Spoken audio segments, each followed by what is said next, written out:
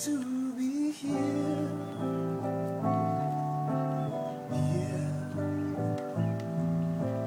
Making each day of the year, changing my life with the weight of a hand. Nobody can deny there's something there, running my hands through her hair. Both of us thinking how good it can be. Someone is speaking, but she doesn't know he's there. Wanted everywhere, and if she's beside me, I know I may never care. For to love her is to need her everywhere. Knowing that love is to share. Each one believing that love never dies. Watching her eyes and hoping I'm always there. Wanted everywhere, and if she's beside me, I know I need never care. For to love her is to need her everywhere. Knowing that love is to share. Each one believing that love never dies. Watching her eyes and hoping I'm always there. I will be here, there, everywhere. Here, there, and everywhere.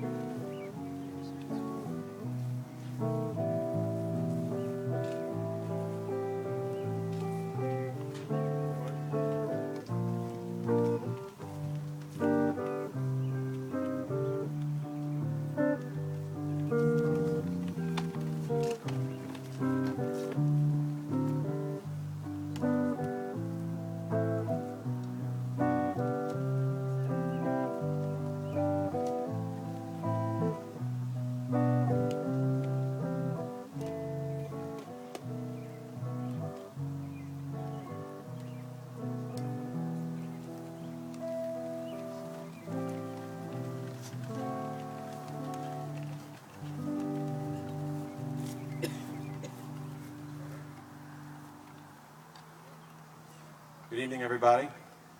I want to welcome everyone. My name is David Brown, and I'll be officiating the ceremony today. I'm very honored to be doing so. Before we start, I want to introduce the musicians. These are friends of Ben's from childhood, Antonio Corella and Peter Murray.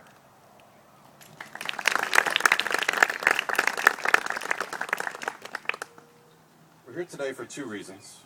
First of all, a wedding is a celebration of the love of two people, but it transcends the happy couple themselves. For it's not just about them, but about all of you as well. It's the joining of two families, two sets of friends, two histories.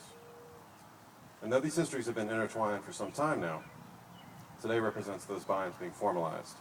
And what better way to do it than to get all of you here together in one place? Otherwise, we could have just done the whole thing on Facebook. So on behalf of Ben and Beth, thanks everyone for being here very much. But there's another reason we're here, and that's to join these two people in marriage.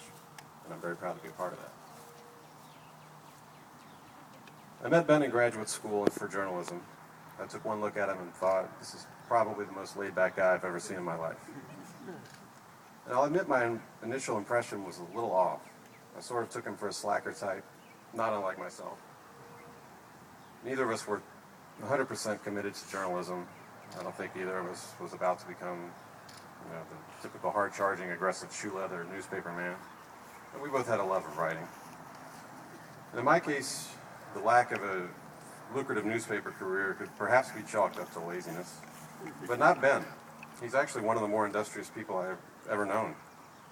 I don't know anyone else who, when they need a dining room table, drives to the farthest reaches of western Maryland to get just the right type of wood, find someone who can rent him a workshop, tools, and actually builds the thing himself. IKEA is like 15 minutes from their house. And the work he put into the garden that Ben and Beth had when they were in D.C. and the work he's put into the house, he's really not the type of guy to just watch things, to let things go, unless, of course, there's a decent golf tournament on TV, but that's understandable. And through Ben, I was lucky enough to meet Beth.